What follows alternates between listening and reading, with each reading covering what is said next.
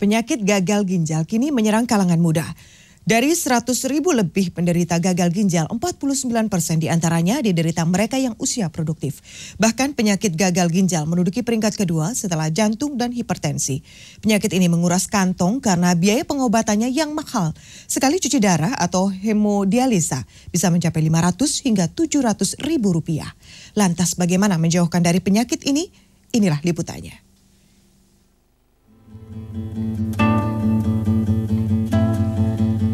Kalangan muda menjadi sasaran penyakit gagal ginjal akibat penyakit hipertensi, diabetes, atau sering berlebihan minuman suplemen. Pasien biasanya berobat setelah kerusakan ginjal mencapai di atas 60% dengan gejala bengkak, sakit pinggang, mual, atau sulit menelan. Cuci darah seumur hidup atau hemodialisa permanen menjadi satu-satunya cara untuk menyelamatkan hidup. Ya takut ya, karena nggak ngerti dulu juga kenapa harus cuci darah gitu. Ya memang jalan satu-satunya harus cuci darah. Nggak ada pengobatan lain. Cangkok ginjal merupakan alternatif lain. Tetapi cara ini terganjal keterbatasan donor organ dan biaya yang tinggi. Untuk meringankan beban psikologis para penderita yang masih dalam usia pekerja aktif ini, terbentuklah komunitas untuk saling berbagi, memberi penguatan, menumbuhkan semangat hidup dan kepercayaan diri. Solusinya mungkin mencari teman-teman yang senasib. Ya kan, jadi kita bisa sharing, bisa berbagi cerita, kita pengalaman dari mereka, apa yang baik, apa yang jelek, sehingga kita dapat mempertahankan hidup kualitas kita sendiri.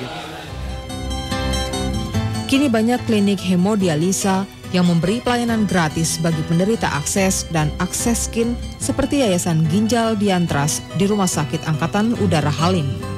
Dengan cuci darah, kualitas hidup penderita ginjal dapat dioptimalkan.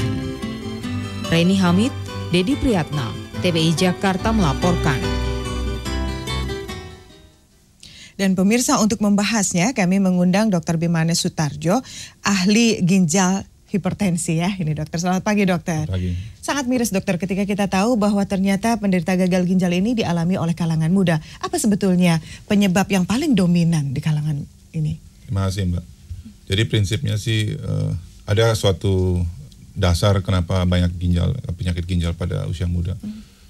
Mendasarnya adalah karena masih banyaknya penyakit infeksi.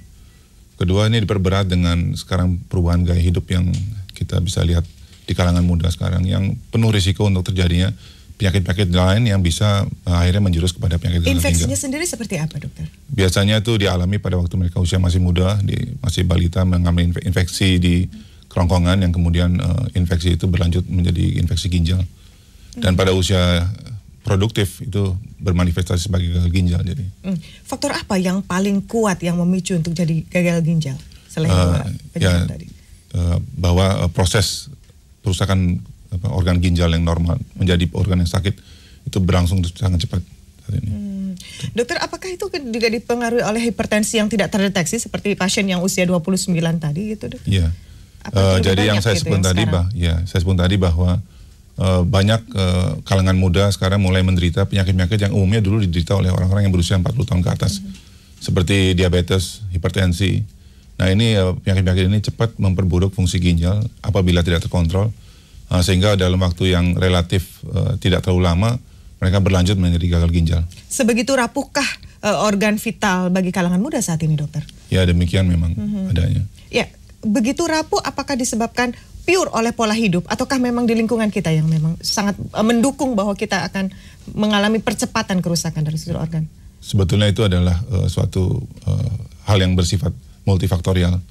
Jadi di dalam gaya hidup itu termasuk juga pola gizi kan, pola nutrisi. Jadi makan yang mengkonsumsi makanan yang kurang sehat, kemudian dengan gaya hidup yang kurang istirahat. Misalnya kita kenal sekarang mereka kan lebih banyak alkoholik juga merokok dan juga kehidupan malam itu. Itu juga mempercepat terkenanya sakit ginjal. Apalagi juga kan ada juga pasien yang masih muda juga, dia minum suplemen yang sangat berlebihan. Sementara saat ini berada di pasaran tanpa ada kendali dari pemerintah. Iya. Bagaimana tanggapan Anda, dokter? Mungkin ada kendali, tapi tidak semuanya bisa terkendali dengan baik sehingga mereka mengkonsumsi, dan sekarang kan arus masuknya obat-obatan yang tidak melalui Depkes itu kan banyak sekali dan tidak terseleksi, sehingga mereka mengkonsumsi apa yang menurut iklan yang terbaik lah buat mereka. Itu pun karena kita nggak tahu isinya apa, kemudian di antaranya ada yang bisa merusak ginjal. Termasuk ibu yang perempuan yang ingin langsing dengan diet dan minum jamu secara instan, bagaimana? Iya, jadi umumnya kan mereka yang ingin berusaha untuk menguruskan badannya menggunakan obat-obatan yang membuat mereka berbuang air lebih banyak kan. Itu berarti dehidrasi berarti, dokter? Iya, dehidrasi lama-kelamaan itu akan menjadi gagal ginjal jadinya. Bagi mereka yang kekurangan nutrisi seperti apa ya, dokter ya? Ya, terutama defisiensi protein ya. Jadi waktu usia muda dengan kurangnya protein tentunya pembentukan jaringan yang baru juga akan terhambat. Sehingga itu lebih mempermudah terjadinya kerusakan ginjal bila ada infeksi atau yang lainnya, misalnya penyakit batu ginjal. Baik, dokter, nanti kita akan lanjutkan tentang bagaimana proses cuci darah, dan pemirsa kami akan kembali selepas pariwara.